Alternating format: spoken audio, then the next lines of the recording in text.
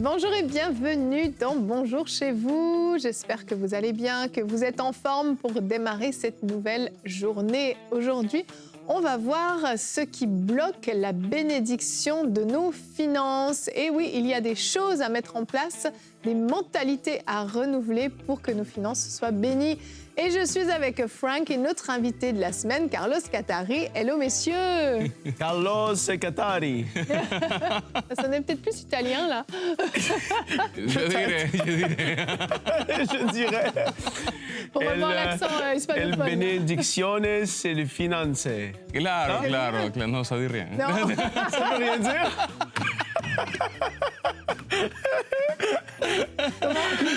J'ai essayé en espagnol. En espagnol, comment on le dirait? La bendición sobre las finanzas. Si. Ça, claro, claro. Si. Ça ressemblait, c'était proche quand même. C'est plus proche italien, par contre. Il y avait quelques lettres qui correspondaient. Tu veux réessayer une autre phrase?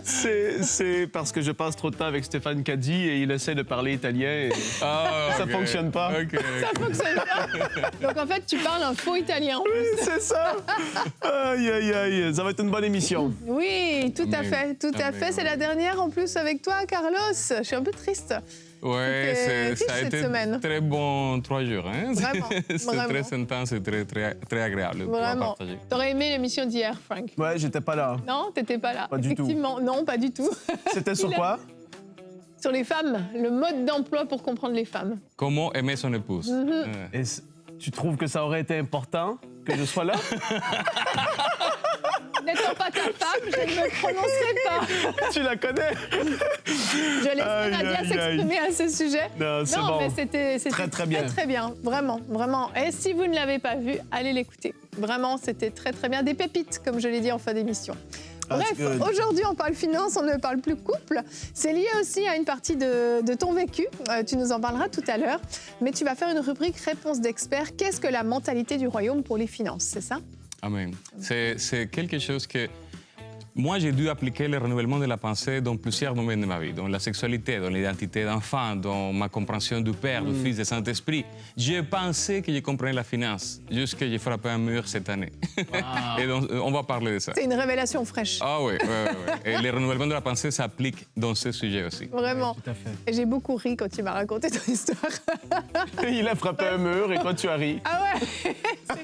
C'était un gros mur, en fait. Et je me suis dit, comment ça se fait qu'il ne l'avait pas vu venir? Ouais. Bref, vous verrez tout à l'heure. Allez, on va commencer avec la pensée du jour.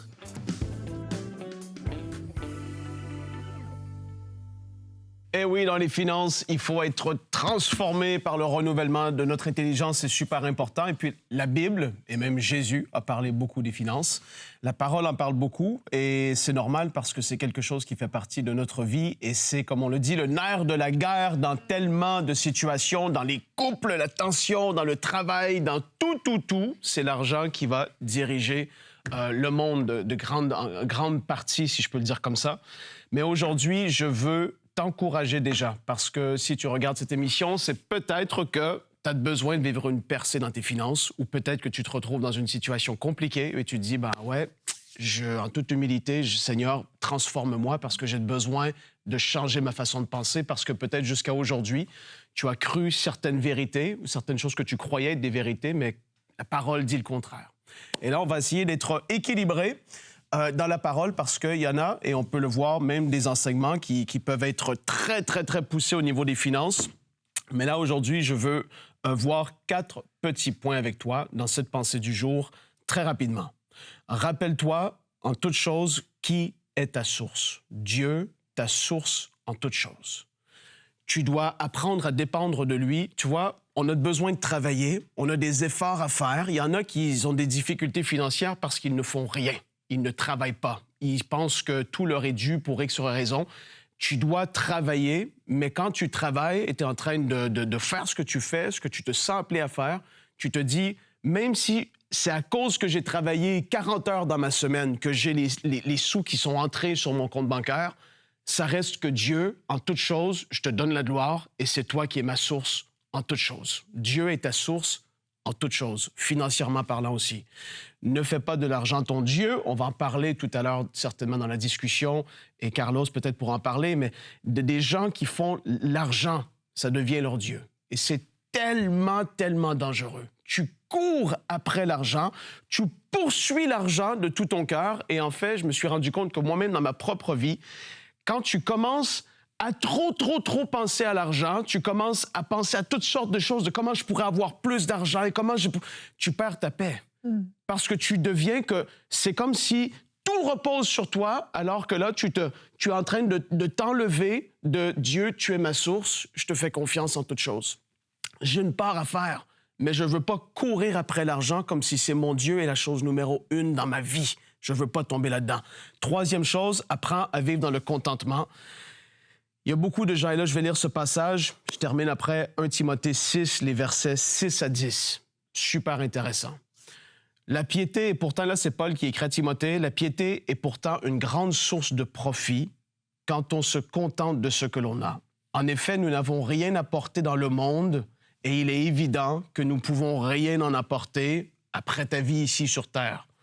Verset 8. Si donc nous avons de la nourriture et des vêtements, cela nous suffira. Quant à ceux qui veulent s'enrichir, ils tombent dans la tentation, dans un piège et dans une foule de désirs stupides et nuisibles qui plongent les hommes dans la ruine et provoquent leur perte. Et là, il est en train de dire ceux qui courent après l'argent et leur but ultime, c'est de s'enrichir. Ça devient très dangereux. Verset 10, l'amour de l'argent est en effet la racine de tous les maux et si livrant, certains se sont égarés loin de la foi et se sont infligés eux-mêmes bien des tourments. Aujourd'hui, je veux t'encourager à vivre dans le contentement, c'est-à-dire, Seigneur, je te remercie pour tout ce que j'ai dans ma vie. Maintenant, ça ne veut pas dire que tu ne peux pas aspirer à aller à un autre niveau. Et ça, on le dit toujours dans Bonjour chez vous et à EMCI de manière générale. Mais le contentement est quelque chose de biblique et très important. Mais alors que tu es dans le contentement, tu vas mettre ta foi en action, tu vas donner avec un cœur joyeux et tu vas grandir dans ta générosité. Et alors, les principes spirituels que Dieu a mis en place vont commencer à s'activer parce qu'en effet, donner, être généreux, c'est toutes des choses qui sont hyper importantes dans le fait de pouvoir progresser financièrement. Merci, Frank. Belle introduction à ta future rubrique.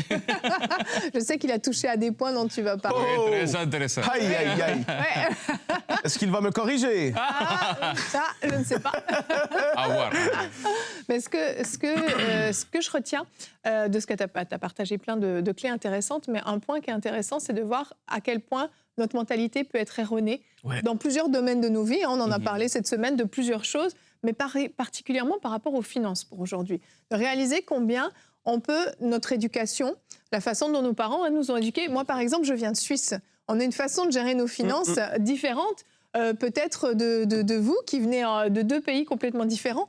Et en fait, selon l'éducation qu'on a eue, selon notre culture, on a une façon de gérer nos finances. On a une mentalité par rapport à nos finances. Et en fait, tout au long de la vie, il y a des choses qu'on va vivre qui vont venir établir certains fondements d'une mentalité. Parfois, la peur de manquer, donc une espèce de mentalité finalement de pauvreté. On a toujours tellement peur de manquer. Une espèce d'autosuffisance où on se dit moi, de toute façon, moi, je gagne bien ma vie, j'ai tout ce qu'il me faut, je gère, ou mes parents sont très fortunés, j'ai un gros héritage qui m'attend, et on est comme ça autosuffisant. Mais tout ça, en fait, c'est des mentalités très, très humaines. On va regarder notre verset du jour, qui est dans Éphésiens 4, au verset 17 et 18.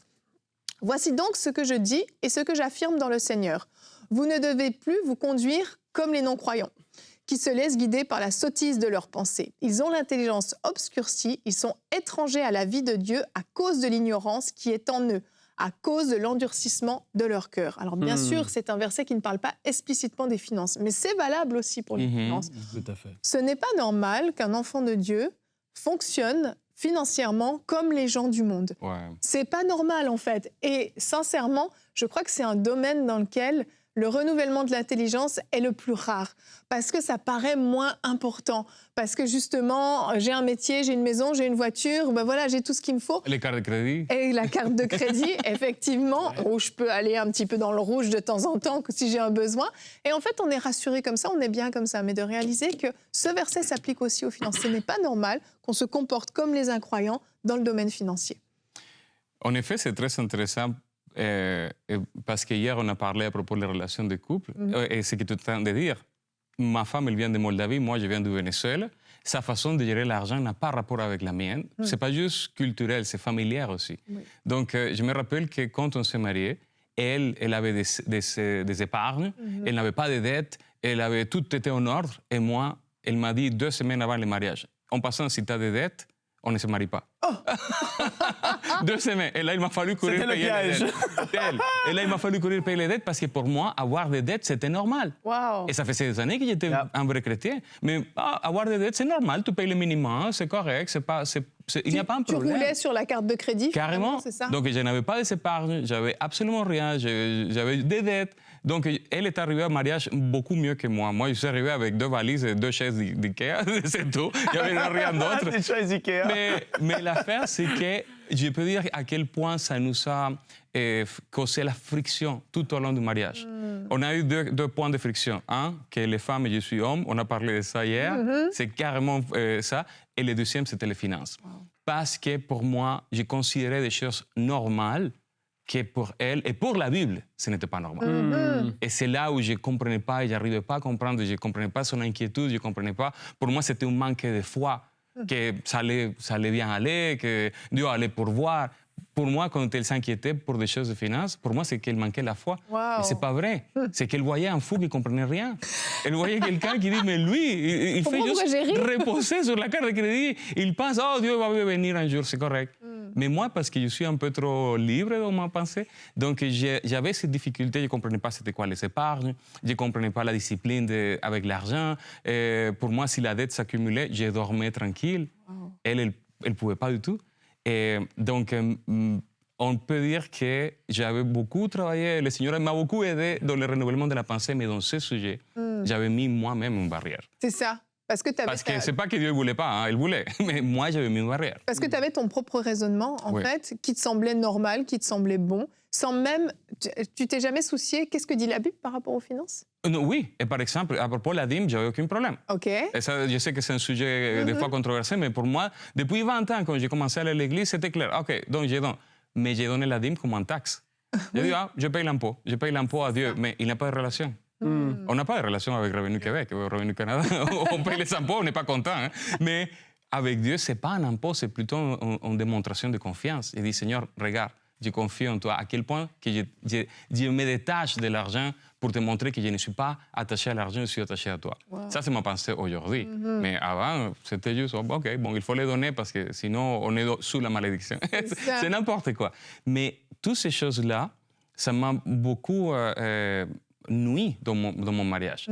Parce qu'on ne se comprenait pas de la même façon et surtout, moi, je ne comprenais pas à la façon de la parole. C'est ça. Puis finalement, les dettes s'accumulent quand même. Ah oui. Et pour toi, c'était tout à fait normal. Ouais. Tu n'es pas obligé de parler de montants, mais quand même, tu me disais, à un moment donné, tu étais quand même dans des gros montants de dettes. Je vais le dire, j'étais à moins 32 000 février cette année. Moins 32 000, ça veut dire que tu n'as pas de saving. Hein? Et au point que ma femme a commencé à mettre de l'argent de son côté, parce qu'elle a vu qu'elle disait, lui, il ne comprend rien. Et elle a juste commencé à prier pour moi, pour que Dieu me parle et Dieu se révèle, parce que elle me parlait et je n'arrivais pas à comprendre. Je ne comprenais pas son inquiétude. Pour moi, c'était normal. Je dis, Dieu, il va me venir. Dieu, il va faire de quoi? Dieu, il est toujours là. Et c'est vrai, Dieu est toujours là pour te sauver parce que tu es son enfant. Mais il ne va jamais te faire confiance si tu es un tel mal gérant. Oui. Si tu gères tellement mal les choses, il ne va jamais te confier en rien. Donc, c'est une chose, la provision miraculeuse de Dieu pour te sauver, pour te sortir du trouble. Et c'est une autre chose, la prospérité de Dieu, quand il sait que tu es bon à gérer l'argent et il peut te faire confiance. Bon gestionnaire. Exactement. Et pour moi, je ne comprenais pas le principe. Et ça bloquait la bénédiction de Dieu dans ma maison. Et là, aujourd'hui, il va y avoir des gens qui vont entendre des clés. Et si tu veux te sortir d'un gouffre dans lequel tu es aujourd'hui, tu vas devoir appliquer jusqu'à temps que tu commences à avoir un effet. Oui. Et c'est ça qui n'est pas facile, c'est qu'au début, des fois, ça paraît d'une montagne, mais tu dois te dire, OK, Seigneur, je fais confiance à ta parole et j'applique maintenant ta sagesse. Oui. Et là, tu te sors des situations, mais Carlos pourra nous en dire plus. Il va nous le dire, parce que février, moins 32 000, retenez ce chiffre, vous allez voir. Février cette année. C'est ça, c'est ça. Allez, on enchaîne avec la rubrique Réponse d'experts.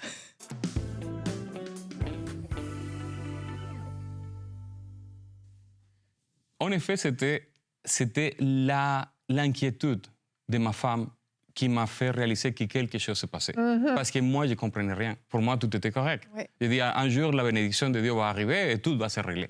Mais quand je vois qu'elle, comme on l'a dit dans l'émission précédente, elle était inquiète, elle ne pouvait pas se reposer, elle ne sentait pas la Elle sécurité. n'était pas rassurée. Et j'ai dit, mais pourquoi Dieu est toujours là, il n'y a pas de problème. Mais cette manque de sécurité, cet stress chez elle m'a fait comprendre que j'étais en train de mal faire quelque chose. Et c'est là où je me rappelle qu'elle s'est mise à prier, elle a arrêté de me parler de ce sujet, elle s'est mise à prier. Et d'un coup, quelqu'un m'a contacté, on a fait un cours, et on a fait un petit test pour comprendre les finances selon la Bible. Et elle a eu presque 75% sur le test. Moi, j'ai eu 37%. Là, j'ai dit... Quoi 37, très proche du montant de ta dette. Oui, très proche, exactement. J'ai dit, un peu plus, je suis là. Mais là, j'ai dit, OK, mais c'est pas que je ne comprends pas les choses comme elle, c'est que je suis loin de la parole de Dieu. Oui, c'est ça le problème. Ça m'a frappé. Quand j'ai mis tous les versets à côté, ma façon de voir, tu n'as pas besoin d'un texte, prends tous les versets de la parole et tu vas voir. Et là, j'ai dit, OK, j'ai besoin de renouveler ma pensée.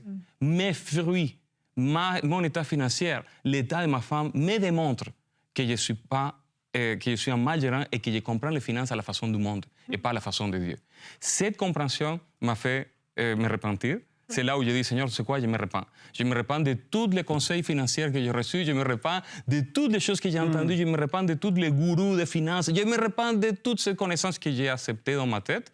Je renonce à tout. Révèle-toi à nouveau sur ce sujet. Et c'est là où le Seigneur a commencé à traiter avec moi, surtout les côtés dette. Je m'endettais facilement. Par exemple, Dieu me donnait une promesse, quelqu'un me donnait une prophétie et Dieu l'a confirmée. Mais qu'est-ce que j'allais faire? Bon, je vais l'accomplir.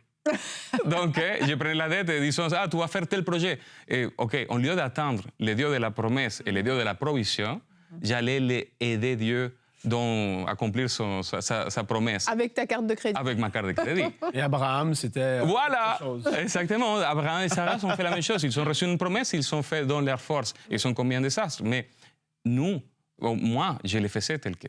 Dieu me disait, maintenant, tu vas aller tel endroit. Je dis, OK, carte de crédit, tout de suite. Des fois, c'était encore pire que ça. Quand j'ai prié à Dieu, j'ai prié à Dieu pour qu'il me bénisse avec l'argent pour que je puisse faire les choses que je voulais faire. C'était même pas de mauvaises choses, c'était même pas de vices cachés, rien de ça. C'est qu'au lieu de prier à Dieu, que lui-même il pourvoie, qu'il ouvre les portes, qu'il amène les choses, carrément, j'ai idolâtré l'argent d'une façon tellement sophistiquée que j'ai prié à Dieu pour me venir avec l'argent pour que je puisse faire ce que j'avais besoin ou ce que je voulais faire. Au lieu de laisser Dieu amener les chemins, faire les choses lui-même. Donc ça, c'est une des choses que j'ai dû me repentir. J'ai dû me repentir de prier à Dieu pour me donner l'argent. Donc si j'ai besoin d'acheter telle chose, je demande au Seigneur pour l'affaire, pour l'objet. Mais je ne demande plus l'argent. Parce qu'il peut m'apporter l'objet sans apporter l'argent. C'est vrai. Donc ça, c'est un des points qui m'a beaucoup aidé. Aussi, si je regarde, je me rendais compte que je ne comprenais pas pourquoi, par exemple, j'avais un problème financier et voilà, Dieu, il trouve un miracle, il couvre. Mais par la suite, j'étais encore à zéro. J'étais tout le temps à zéro. Et là, j'ai dit, OK, Seigneur, je comprends que je dois arrêter de me mettre en trouble et que si je ne vois pas ta prospérité, c'est parce que je ne comprends pas quelque chose. C'est pas parce que tu ne veux pas. Je me rappelle aussi, dans cette compréhension, j'ai compris, par exemple, que faire des savings, des épargnes, personne ne va s'enrichir à force d'épargner l'argent.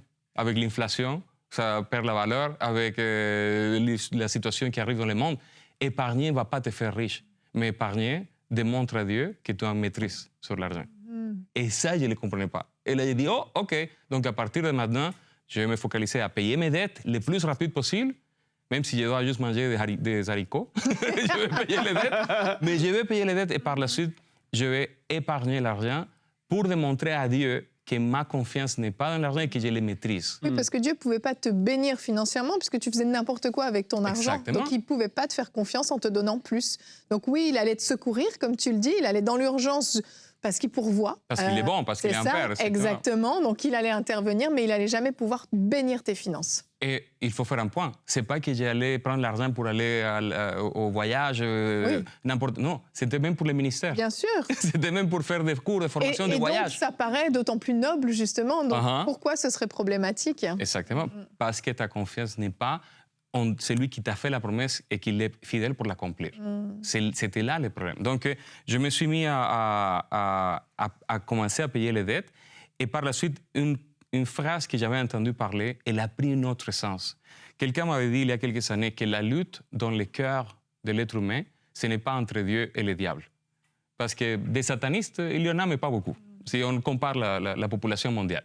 Mais des gens qui adorent l'argent, en quantité. Ouais. L'argent, il donne l'identité, il donne la paix, il donne la joie, il donne la sécurité. Et ça, c'est des choses que Dieu, il donne aussi. Yep. Donc, l'affaire, c'est que ton cœur, il a une tendance à chercher la sécurité dans l'argent. C'est pour ça que quand tu donnes ta dîme, tu te détaches de cette sécurité et tu dis à Dieu, ma sécurité est en toi. Ma sécurité est en toi. Quand tu épargnes, quand tu gères bien, ma sécurité est en toi. Et c'est là où il peut dire, OK, lui, je peux le bénir, je peux le confier parce qu'il va aller plus loin. Il repose en moi et pas dans l'argent. Parce que, comme tu l'as dit tantôt, c'est l'amour à l'argent. Ce n'est pas l'argent, c'est l'amour, c'est cette confiance, c'est ce repos. Donc, la lutte dans le cœur de l'homme, c'est entre Dieu et maman, et l'argent. Ce n'est pas vraiment autre chose. C'est celui qui te donne la sécurité. Mais c'est une fausse sécurité. Et aussi, j'ai appris dans cette leçon que j'ai appris dans ces derniers mois que la générosité fait partie. Moi, je n'avais pas de problème avec la générosité, mais je l'ai compris différemment. Et aussi, quelqu'un m'avait partagé cette phrase. C'est quelqu'un qui est très prospère. Et je lui ai demandé, c'est quoi la raison de ta prospérité? Et il m'a dit un exemple très clair. Il m'a dit, Carlos, en Israël, la mer de Galilée, elle reçoit du fleuve Jourdain et elle coule aussi. Le fleuve, il continue. Donc, elle reçoit, mais elle donne. Par contre, ça se rend à la mer morte, qui reçoit seulement, mais elle ne donne nulle part. Donc, celui qui reçoit et donne, ça coule, la mer de Galilée est pleine de vie, mais à la mer morte, elle reçoit, elle donne rien, elle est morte. Très belle Donc, la générosité, c'est une clé pour dire aussi à Dieu, ma confiance est en toi. Ma confiance est en toi. Donc, ça, c'est des choses qui m'ont aidé à comprendre, premièrement, que je devais gérer les choses différemment et que je devais faire un arrêt total aux dettes. Quand j'ai pris la décision d'arrêter les dettes, parce que j'ai compris, il y a un proverbe qui se trouve en Proverbe 22:7, ça dit « Les riches dominent sur les pauvres, et celui qui emprunte est l'esclave de celui qui prête. Et là, j'ai dit « Oh bon, je suis l'esclave. » veux pas être esclave. Oui, je suis l'esclave de la banque, je ne veux plus être l'esclave. Donc, Dieu est merveilleux. Il a commencé à m'ouvrir des portes. J'ai pu payer les dettes. Et les 32 000 sont disparus. La dette de 32 000 est disparue. Amen. Wow. Mais immédiatement, j'ai appelé la banque parce que j'avais une carte de crédit avec une limite de 24 000 $. Et je l'ai appelé pour lui dire, écoute, maintenant, j'aimerais diminuer mon crédit au minimum parce que c'est la carte d'un magasin où il faut la présenter pour rentrer. Donc, mettez les limites minimum. Je ne veux plus avoir 24 000 $ de limite. Ils m'ont dit, monsieur, on ne comprend pas qu'est-ce que vous demandez parce que tout le monde demande des augmentations. Donc, tu es le seul à demander des diminutions. Je dis, oui, s'il vous plaît, mettez-les au minimum. Et déjà, c'est un drôle de signe quand que les cartes de crédit disent tout le monde demande des augmentations. Eux, ils sont contents, ils se font plus d'argent et Oui. tout le monde est plus endetté. Et les gens se cachent derrière le tout le monde le fait et tout le monde vit comme ça. Voilà, exactement. Et puis Tu c'est demandes normal. une augmentation de ta dette. Ben oui, C'est quand même un peu pour être fou. plus endetté. Oui. Et eux, ils se font plus. Imagine-toi, la madame au téléphone, elle ne savait pas quoi faire. Il a fallu Oui. chercher dans le manuel pour voir comment réduire la limite de la carte de crédit. Le soir, elle était couchée dans sa maison. Oh, il y a un homme qui m'a demandé ça aujourd'hui. Mais c'était ma façon de dire à Dieu et à ma femme que ma confiance n'était plus dans la banque. Eh oui, Oui. tout à fait. Oui. Je voulais démontrer, ce n'est pas juste ça. verbal, je voulais montrer que ma confiance n'est plus dans la banque. Et je maîtrise maintenant, si on n'a pas l'argent, je ne vais pas aller chercher la carte de crédit, on va reposer que Dieu, il va pourvoir, Exact. mais je ne vais pas m'endetter, je ne vais pas dévancer Dieu, je ne vais pas lui aider parce qu'il n'a pas besoin de l'aide, je vais reposer. Aujourd'hui, je peux dire que se sont passés combien de mois? 8 mois. Oui, à peu près, oui. Bon, on n'est plus en négatif, on est en positif, à peu près le même montant. Wow. Donc, ça a De viré l'autre côté. complètement. Wow. Mais quand j'ai décidé de me repentir, de faire confiance à la façon de Dieu, de renouveler ma pensée à propos de la compréhension des dettes, la discipline d'épargner l'argent et de ne pas aller faire des choses comme pour aider Dieu, mais de reposer dans son amour, dans sa fidélité, dans sa confiance et de surtout savoir gérer tes finances. Ça, pour moi, maintenant, aujourd'hui, quelqu'un m'offre de quoi, je sais que je dois payer comptant et ça fait mal. Mais sur la carte de crédit, ça ne fait pas si mal. Mais quand tu sais que tu dois payer de tes épargnes, tu réfléchis beaucoup plus que si tu payerais avec la carte de crédit. Donc ça m'a fait un changement dans ma pensée complètement. Et je sais que j'ai encore beaucoup à apprendre. Mais les fruits sont là. Il m'a fallu me repentir. Et j'ai compris aussi que je voulais faire les grands coups, un bon business, gagner de l'argent pour donner une sécurité meilleure à ma femme. Mais j'étais en train de la faire vivre en enfer. Parce que cette instabilité, elle la rendait insécure. Quand j'ai commencé à agir de cette façon, et comme j'ai commencé à appliquer des techniques qu'on a parlé hier dans l'autre rubrique, elle m'a dit, je me suis sentie jamais si aimée et si sécure dans notre mariage. Wow. Donc, c'est ça mon conseil. Bravo. Excellent, excellent, Carlos. Vraiment, ce que j'aime dans ton histoire, c'est que déjà, c'est beaucoup d'humilité de venir partager ça à la télé, premièrement. Mais il y a cette étape de la repentance. Et je pense qu'elle est indispensable. Et il y a un moment où tu as décidé de faire comme un reset de tout ce que tu savais, tous tes enseignements que tu avais pu recevoir, tout ce que tu avais pu connaître de la finance.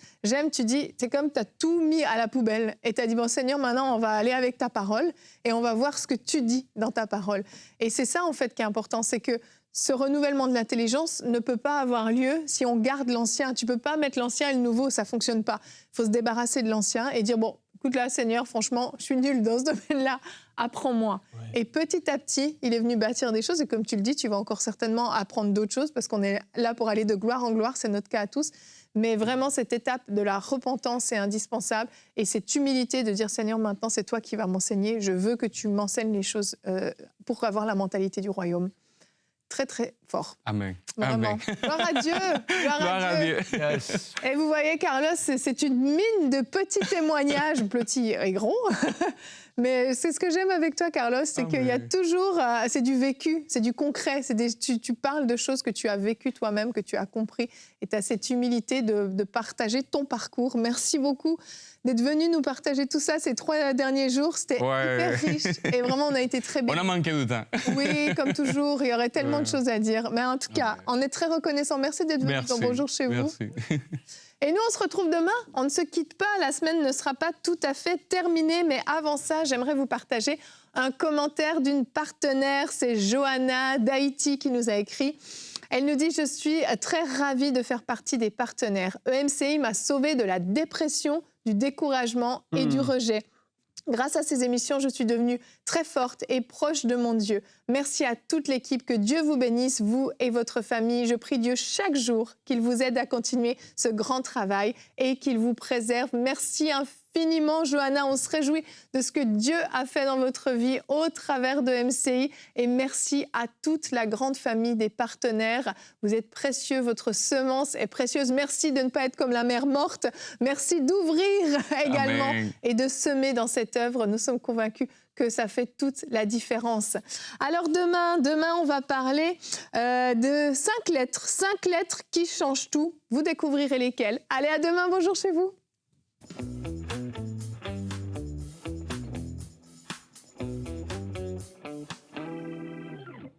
Hello la famille EMCI, bienvenue dans mon bureau. C'est ici que les plannings de Bonjour chez vous sont créés. Et aujourd'hui, j'avais à cœur de vous montrer un peu plus l'envers du décor de la création des plannings. Je sais à quel point enseigner, prêcher dans Bonjour chez vous est un privilège. Animer Bonjour chez vous est un privilège. Mais je sais aussi à quel point c'est une responsabilité. Et quand je fais les plannings, je m'efforce toujours de savoir quel est le cœur de Dieu pour la francophonie dans cette saison. C'est pas seulement remplir des jolies petites cases de mon planning, mais c'est plus que ça. Et en ce moment, dans cette saison, je ressentais vraiment la nécessité qu'un message sans compromis soit prêché. L'évangile est clair, les épîtres sont claires, et il arrive parfois qu'on contourne certaines vérités simplement parce qu'elles sont plus très populaires. Eh bien non, dans Bonjour chez vous, on choisit de les aborder aussi et de pas toujours caresser dans le sens du poil. Et c'est notre vision, et peut-être que c'est la vôtre aussi. Vous aussi, vous voulez voir une église réveillée, une église sans compromis. Eh bien, si c'est votre cas, vous pouvez devenir partenaire de MCI.